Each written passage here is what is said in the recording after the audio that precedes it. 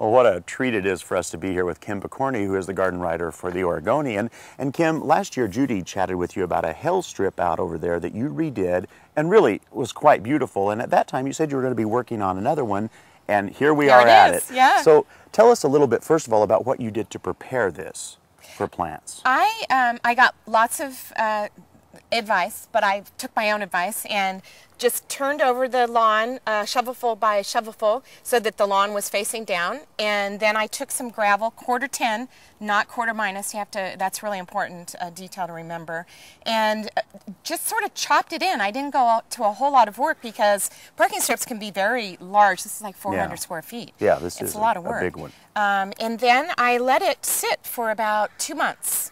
Mainly because I just ran out of money. So it happens to the best of us, doesn't it? Doesn't it?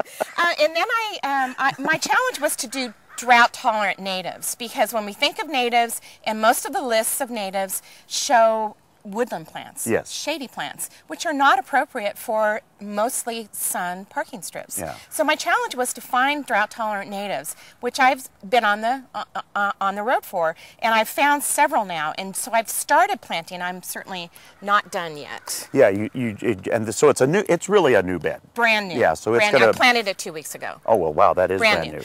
Now, not only did you do this because you wanted to have some beautiful, things right by the street, but you also did it because you're very conscious of water conservation in your entire garden. Absolutely. Tell us a little bit about what you do in the rest of your garden that's already established to conserve water.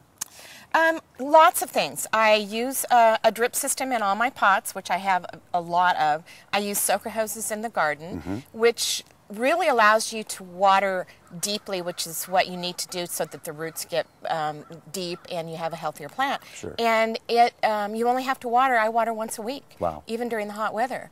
And then right plant, right place to me is the key. It is. It really is. Yeah. You need to, there are some areas where I do use water, but I plant plants there that need water and I use fewer of them. Well, that's true, and I think a lot of people get confused when you say water conservation.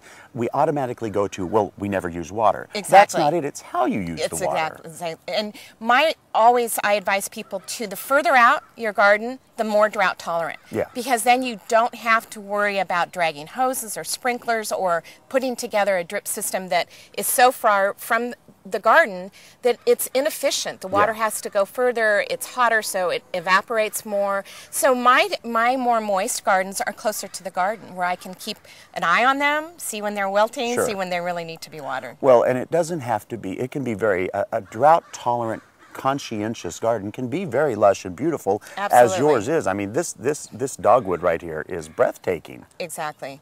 And people often will comment on that. How much do you water that? Isn't that a lot of work? And there are so many great plants that you can, it's just like doing any other garden. The textures, the colors, there's just so many to work from. It's really true. Now, I notice around your house you have one more strip of grass. Are you planning in the future to redo that as well? Absolutely. One at a time. That's my last project.